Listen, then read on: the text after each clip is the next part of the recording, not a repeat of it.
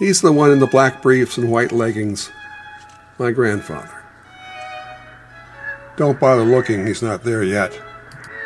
I suppose I should be happy to have any celluloid evidence of his existence, and shouldn't complain, but I think of his many talents and long life, and complicated domestic and romantic experiences, and I wish, well, why couldn't we have instead a film of him practicing dentistry?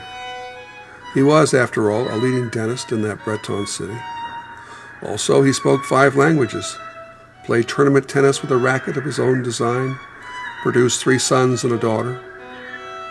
Though married to a pious Catholic, he refused to acknowledge the Holy Preposterous, and while not a philanderer, had an eye, and maybe more, for the ladies until his death at the age of 71.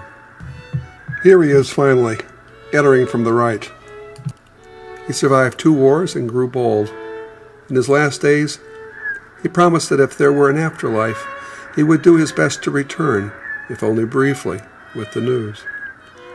He did in fact return, in the form of pigeons, a series of them dating from May 1953 to July of 1955.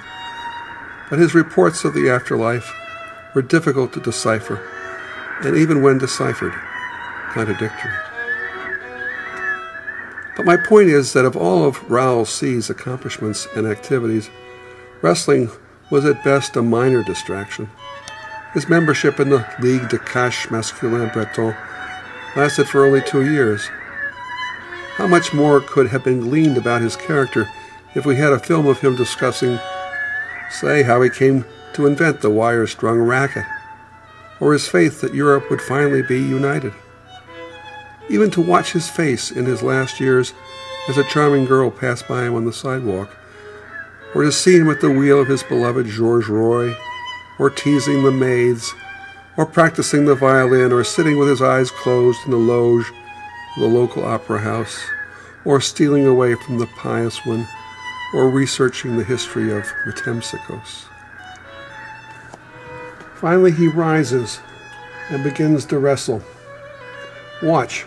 At first full of energy, he seems to have the upper hand. But quickly the tide changes and he is being manhandled by his opponent, thrown about.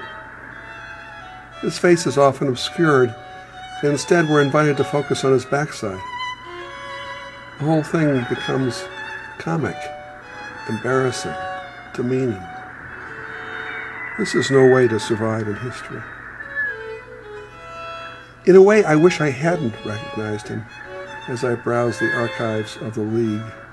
It would be better to remain unseen, one's existence maintained, however tenuously, in the memories of survivors, in clusters of words, anecdotes, fading synapses. Yes, I think so. And therefore, I rescind my identification. The man in the black briefs and white leggings is not my grandfather. I was mistaken.